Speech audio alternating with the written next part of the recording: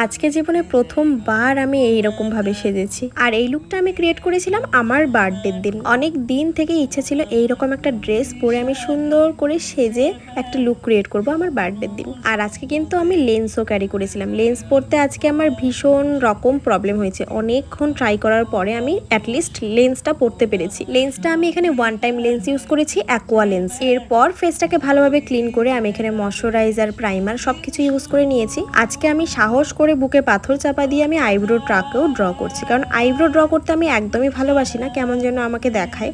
তো আজকে ভাবলাম এই লুকের সাথে যদি আইব্রোটা ড্র না করি তাহলে আমায় ভীষণ বাজে লাগবে।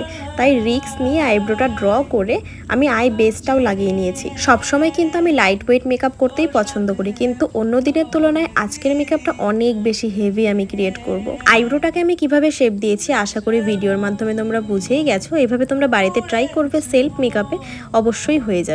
এবার আমি এখানে একটি টেন্ডার ক্রিম আমার যেগুলো প্রবলেম ছিল স্কিনে, হালকা হালকা ডার্ক স্পট, তো সেগুলোকে ঢাকার জন্য ইউজ করেছিলাম।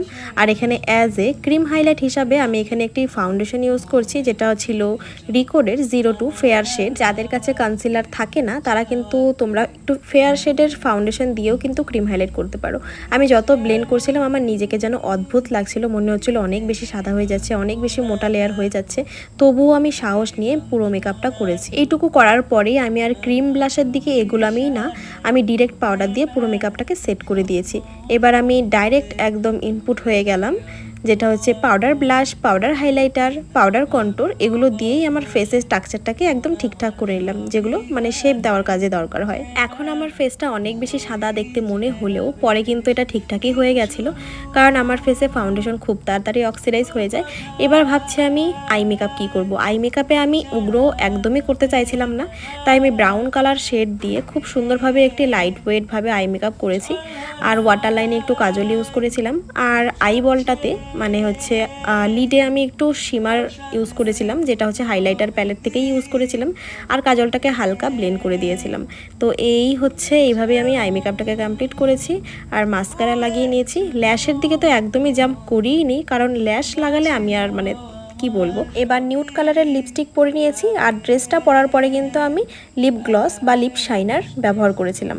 এবার ড্রেসটা টুক করে পরে আসি। এই তো ড্রেসটাও চেঞ্জ করে নিলাম। এবার হেয়ার নিয়ে হয়েছে মহা কেলেঙ্কারি, যেটা আর ভিডিও করতে পারিনি।